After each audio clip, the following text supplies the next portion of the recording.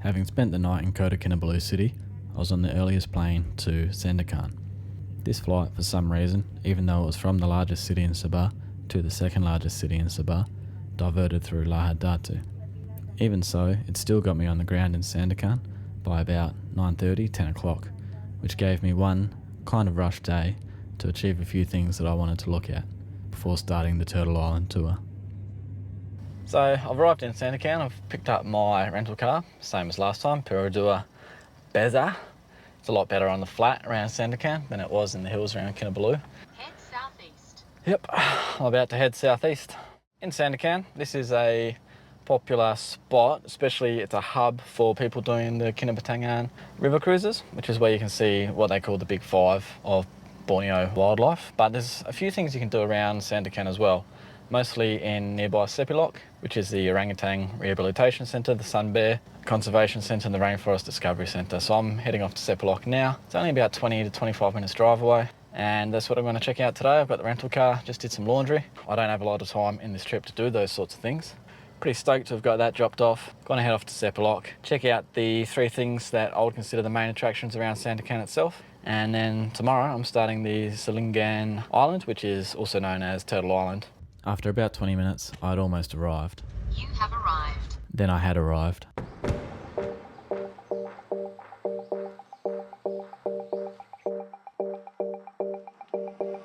So Rainforest Discovery Centre, 30 ringgit entry. In the business we call it RDC. It's just easier. It's a 66% reduction in syllables used, which is always handy. Rainforest Discovery Centre, RDC. So much better. Got a little brochure with a few maps and trails we can walk. I know there's a canopy walk somewhere, so I'm going to go find that and then maybe do a couple of small hikes or something. Nothing too strenuous.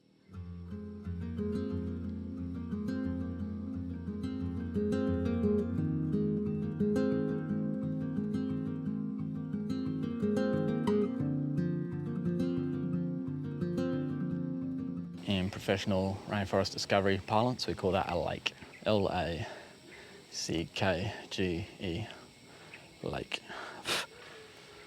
I remember when I was a kid, I used to discover rainforests almost every day, every other day at least, and then Mum and Dad told me to stop, just leave some rainforests for the other people to discover, and I did.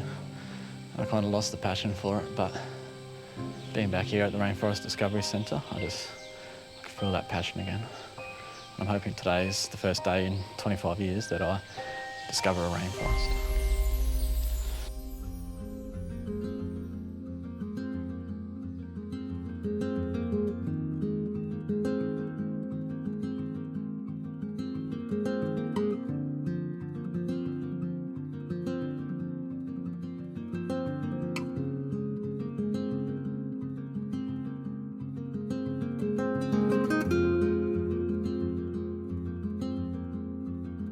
The thing I love is that you always learn something at these places. So I just learned that bamboo is on every continent except for Europe and Antarctica, I'm pretty sure I said, which means it's on Australasia, which I did not think was the case. But there you go. Maybe it's up north in the tropical places where I've never been to.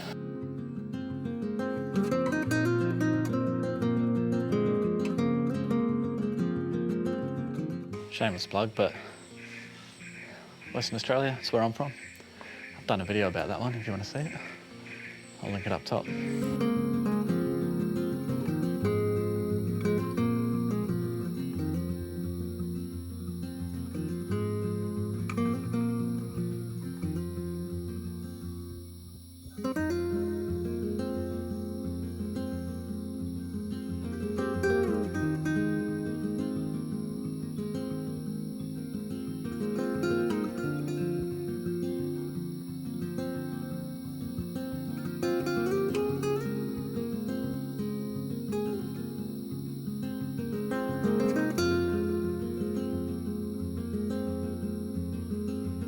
So this is Bristlehead Tower, about 30 metres above the rainforest floor. You're right up in the canopy here. It's a good chance for those with keen eyes to try and spot some bird life. A lot of the mammals in the Rainforest Discovery Centre are nocturnal, which is why they offer night walks through the RDC, which is a guided night walk. They can help you point out, or not help you point out, you can help them point out stuff if you see it, but the idea is do a guided walk, you'll be more likely to see some of the mammals, such as flying squirrels and slow lorises.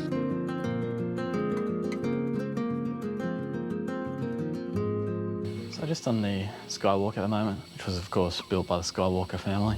It's about 620 metres long. The highest point is about 28 metres above the rainforest floor. Yeah, it's pretty cool. I haven't actually seen any animals. I can hear a lot of them.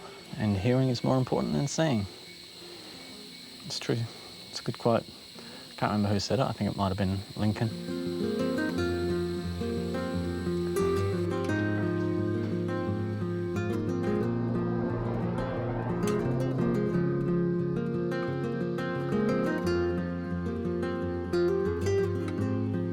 I've got to say, I still haven't seen any animals outside of insects. And that's only because they actually landed on me that I saw them. But then again, I've never been the best at this sort of stuff. Never seen John Cena, and apparently he's quite visible. Hopefully some sort of wildlife just jumps onto the skywalk, because it's probably the only way I'm going to see it. And failing that, I'll just enjoy the humidity, the noise, which is more important than seeing, remember? And the steps. My legs are killing me from the Kinabalu climb. It's good to get out and do some walking for a bit instead of sitting on the plane. Probably worth mentioning as well that obviously it is worth doing the night walks to see wildlife. So I can sit here and complain all I want about not seeing anything. Well, I'm not complaining, I'm just noting how bad I am at spotting things. That did not sound good.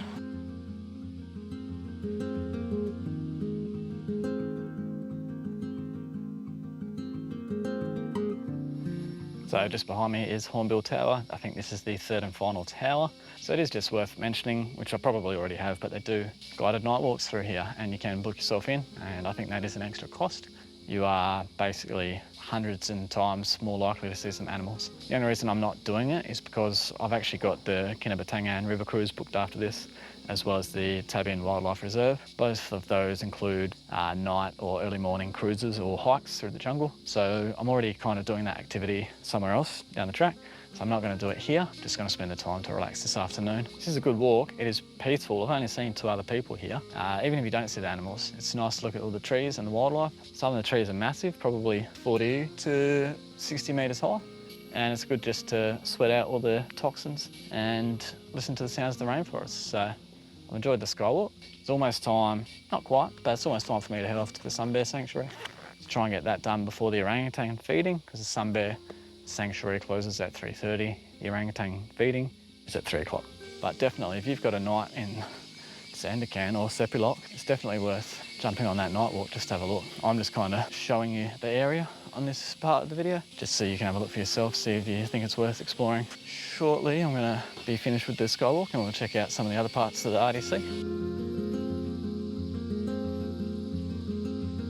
Just on my way to the Sepilok Giant, which I think is about 300 metres down this trail. Having reservations the further I go, yeah, just walking down here by yourself feels kind of dodgy.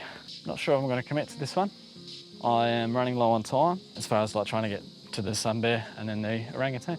So I'll walk a little bit further. Should be able to find a big tree. In comparison to finding animals, it should be easy. Feels a little bit dodgy, like this path should be closed.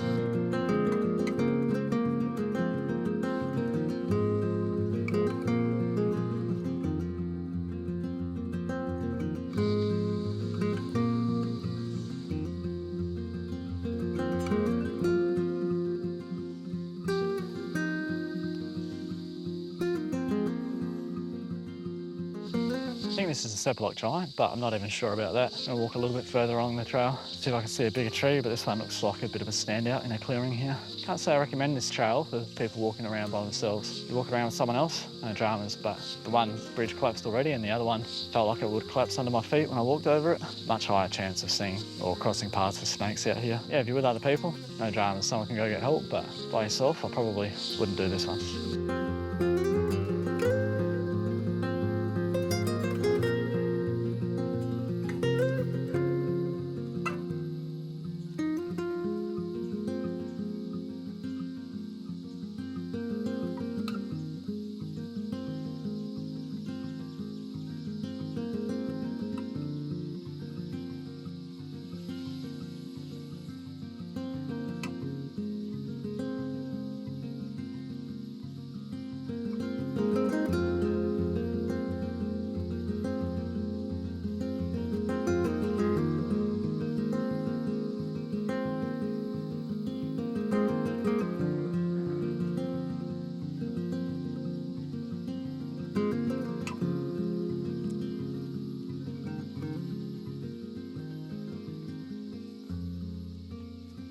Right, forget what I said before. I just showed you another big tree before, but I think this is a Sepilok giant. I think that'll do me for this trail. I'm gonna go back the way I came and then we'll shoot off the sun bears.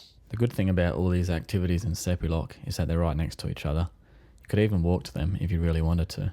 When I got to the conservation centre for the Bornean sun bear, I really liked the setup at the entrance with all the information on display.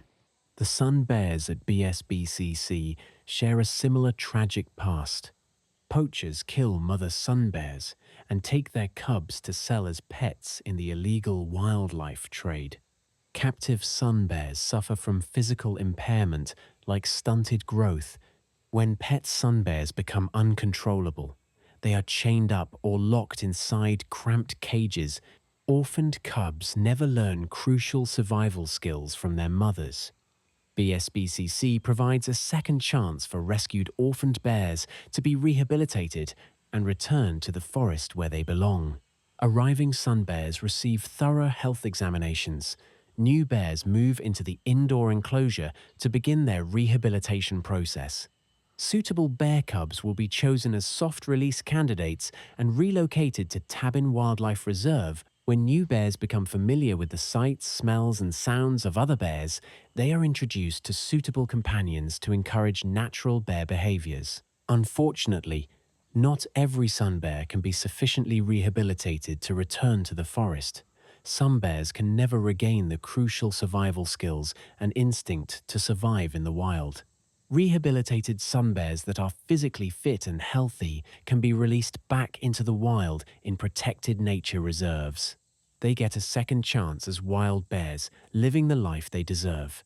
Sun bears are wild animals. They belong in the wild. Just in the Borneo Sun Bear Conservation Centre, or the BSBCC as I was supposed to call it. And hopefully we see some animals this time. 50 ringgit entry. Pretty steep, but it's my fault for coming so late and not planning to spend as long. That's basically because this closes at 3:30 and the orangutan feeding's at 3 o'clock.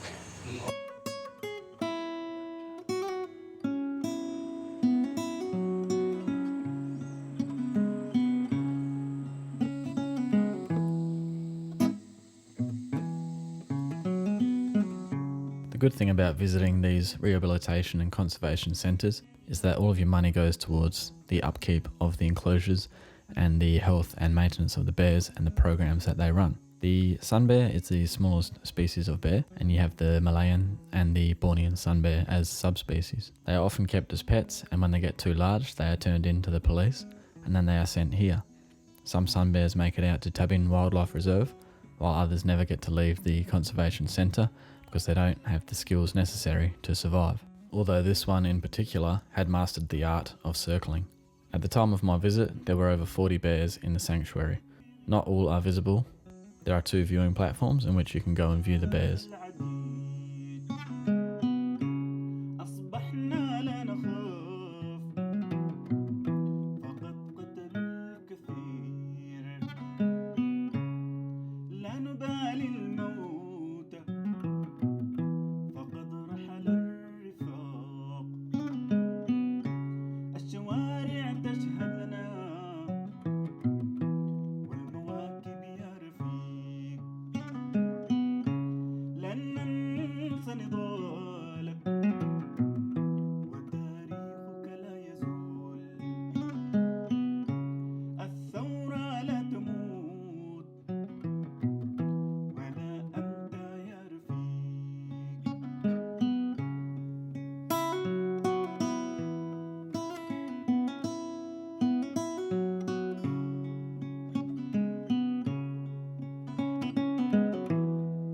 Really got to get my walk on now, heading over to the orangutan sanctuary, but I bet you that feeding platform is chockers already. I've got about 15 minutes to get there, so all the good spots will be taken, but let's see what we can see.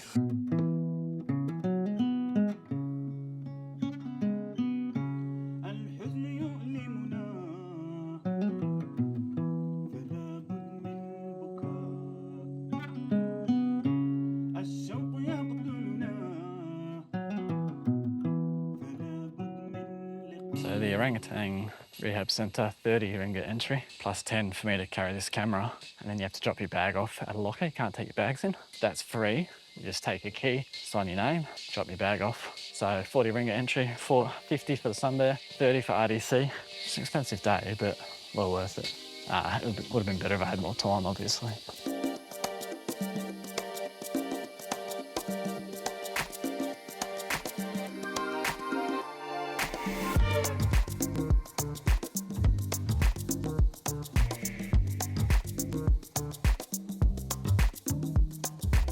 As expected, because I was running late, the viewing platforms were quite busy. And in all the rush of having to leave my bag in a locker, I didn't think to get the long lens out, so I only had the wide lens.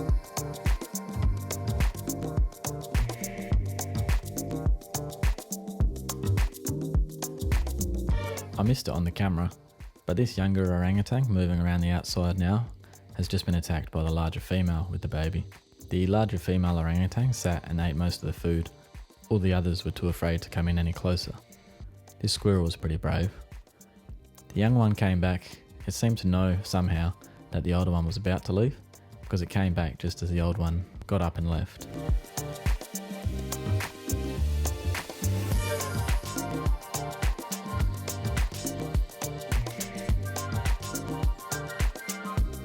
After both of these two had left, a few more orangutans came down to finish what was left over.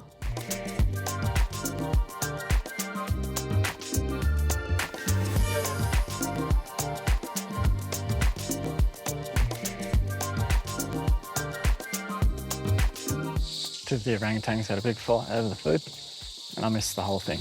I was standing there with the camera, but I thought, it won't last long enough for me to get the camera going. Lasted a good 20 seconds. The whole time I just kept thinking, it'll be over soon. Obviously the largest ate, the female with the baby, pretty much took all the food, and then the others just hung around watching and picked up whatever was left at the end.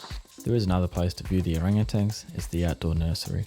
Here you have an air-conditioned room and a non-air-conditioned room with glass windows in which you can view the younger orangutans, although it is open for any animals to come in.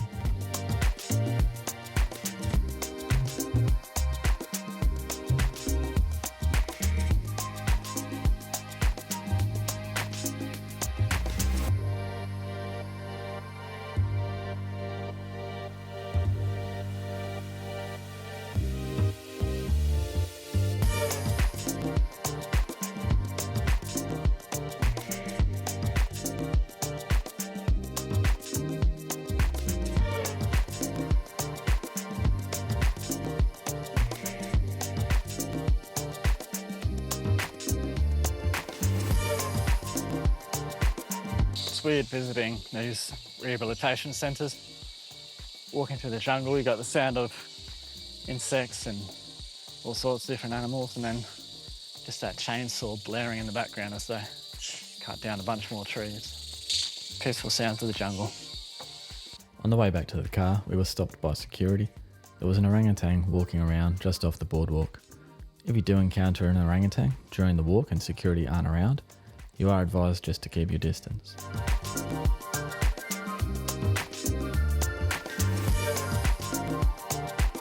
So that is Sepilok. It's a very brief visit on my behalf, but they're the three main things to do in Sepilok or around Sandakan. I've got to go check into my hotel, pick up my laundry.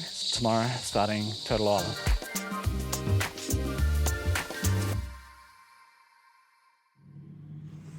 The next morning, I decided to wake up. This is an important first step for anyone doing the Turtle Island tours. Turtle Island tours will start with a pickup from a hotel in Sandakan or even the airport. Because I was returning a rental car, I decided to just get picked up from the airport. After that, you'll go to Crystal Quest Jetty, which is where your boat will depart from. It's roughly a 1 hour boat ride out to Selingan Island. These islands as a collective are the Turtle Islands. However, the only one that tourists can visit is Selingan Island. You'll stay overnight because the turtles come ashore at night time to lay their eggs, so this is the only way to view the laying of the eggs. The island is a good size, about 270 wide, 515 tall, which gives it a good size to explore during your free time without being too big, so you can still walk around the whole island. During your time, you may notice a heavy police force and some patrol boats. This is because the close proximity to the border with the Philippines. Some of the turtle islands belong to the Philippines and some Malaysia. They have a bit of a checkered history.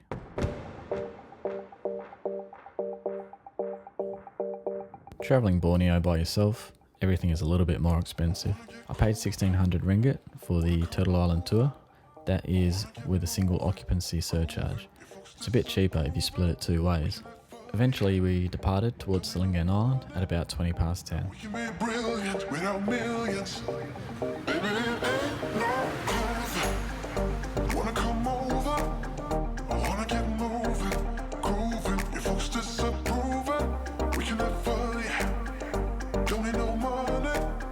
The sea was calm and the weather conditions were perfect. It was a great time to reflect on all the beauty, both natural and man-made, like plastic, the antidote to nature. These bottles once held water, and now the water holds them. And isn't that the circle of life?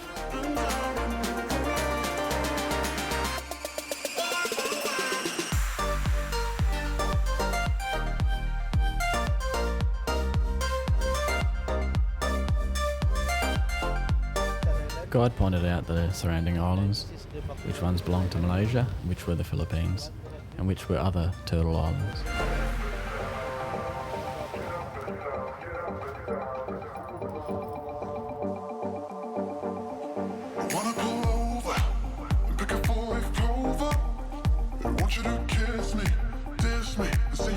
So welcome to Turtle Island. The history of this place is amazing. Only about 15 minutes ago, I used those steps to get off a boat. It's incredible.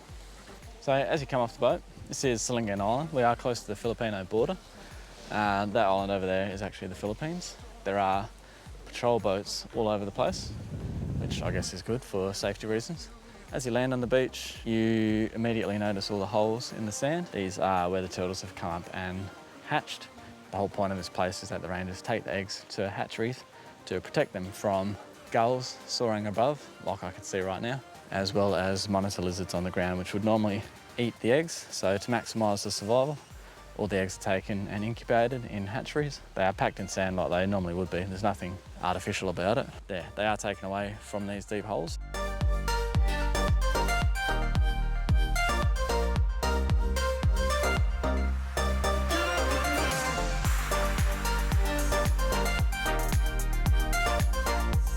This is the main building. This is where you will eat all of your meals, and it's where you will await the turtles landing on the beach and for the rangers to come and get you.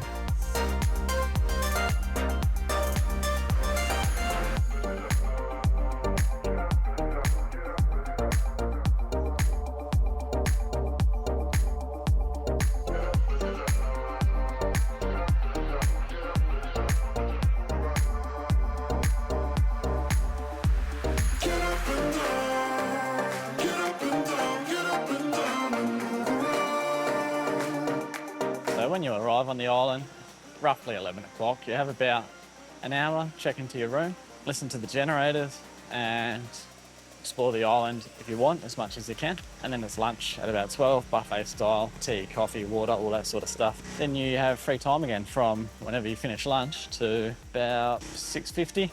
There's a meeting at the exhibition hall where they play a video at 7 o'clock PM, and then dinner's at 7:30. After that is basically you're on standby and the ranger will call you if they have a sighting of a turtle, and that could be any time during the night. You actually never know when it is. If you get tired and go back to your room, they're not going to be able to call you, so you kind of just have to stick around the main hall and wait. At the moment, I'm just on my free time. I'm trying to hunt down that massive monitor lizard that I saw when I first landed, but I didn't have the camera out. It was a monster, but I think it's wandered off into the jungle now because there's too many people. So I'm just walking around. I'm going to try get a better photo of those eagles I saw before, but I can't seem to find them now after lunch, and see if I can see that massive monitor lizard that I saw. These are the accommodation chalets. Accommodation chalets are A, B, C, and D.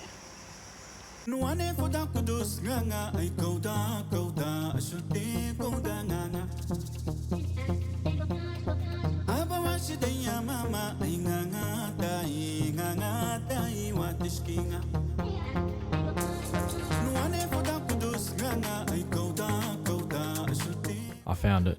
This is easily the biggest goanna I've ever seen. It's almost a Komodo dragon.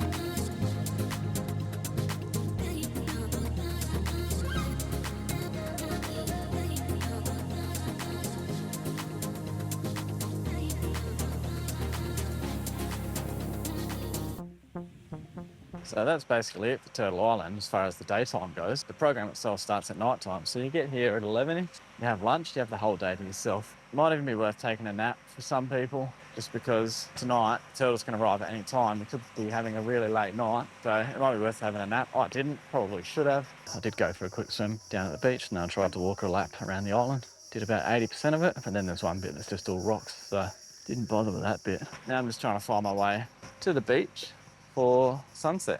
Might go back down the main path. I've had this overcast mist all day, so I don't think it's going to be a very good sunset. On my way to the western beach, I saw a bit of a commotion outside the hatchery. One of the turtles was on the loose. It's not good. It's going the wrong way. Yeah. Gonna pick it up? Well, no, I don't know. Sean, you don't pick it up. How do you know? I'll just find a ranger. I would have thought if we touch it, we'd get in trouble, so I wouldn't. Yeah, I don't want to because I've had. 2,000 years later. We're allowed to pick it up, or Yes, do we have to get the ranger? it's okay. You can take it and you can. Do you go wanna to pick the up? beach. I don't want to the beach. Are you sure? Just any beach Yes. is fine. Oh, you're gonna be scared. I'm sorry. Come on, mate. I think he wants to jump out. I don't know how to stop him moving. Wouldn't have been my first instinct. Pick him up, take him to the beach. Nah, it's a lot quicker, but I thought the rangers would want to do it. Just want to make sure there's no lizards around, but it's all good, I think. Go a little bit.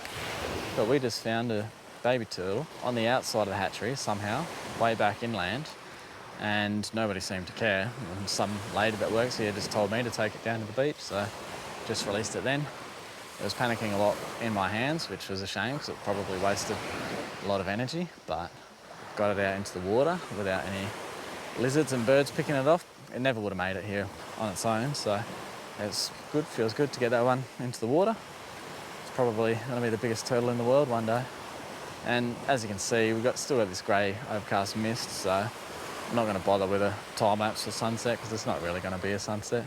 That's pretty much the end of the night now as far as the free time goes. Might go put some long pants and long shirt on because the bugs are killing me. And then, yeah, after dinner we start the program, we start the wait for the turtles to come ashore.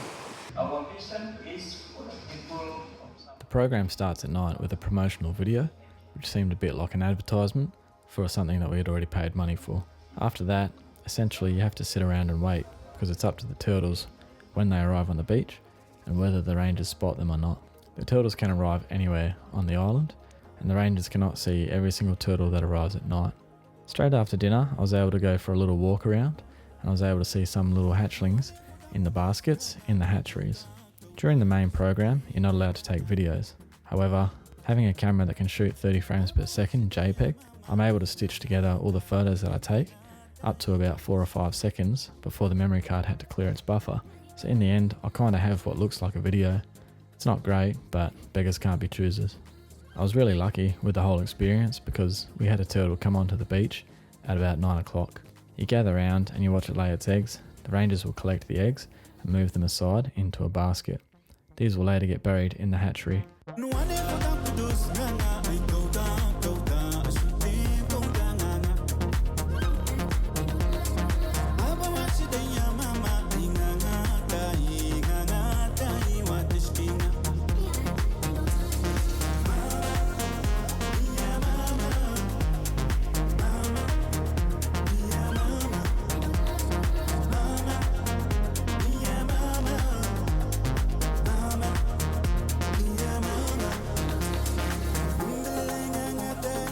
This turtle, like most that come ashore here, was a greenback. It measured in at approximately 1 turtle long and 1 turtle wide.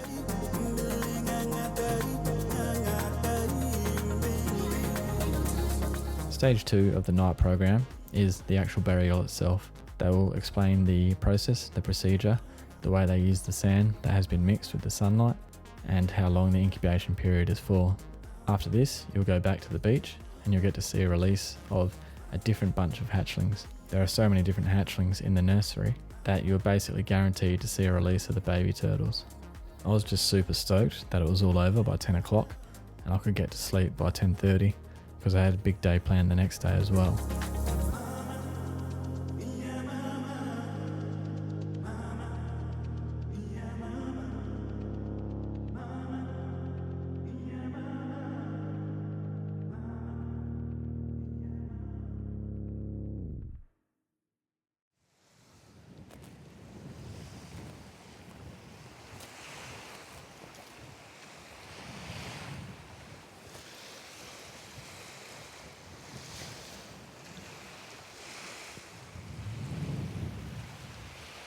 Okay, so that's the end of the Turtle Island, Selingan Island part of the trip. That is a one-night stay. We got really lucky because the mother turtle, or at least one of them, started to lay their eggs quite early on in the night, so we got to do that and then get through the rest of the programs as well, like the instructions of how the hatchery works and then the releasing of the baby turtles. So I've come out early just to have a quick look around the beaches, just to see if there are any turtles on the beaches. Sometimes early in the morning there are some stragglers that haven't gone back into the sea yet, but so far no luck.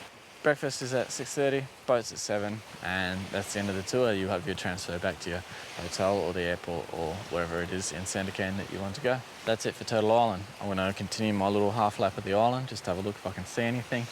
I'm going to walk around the hatchery just to see if there are any stragglers that I could release, hopefully myself, into the sea. If not, yeah, that's it. Thanks for watching. If I find something, I'll show you, but chances are very slim.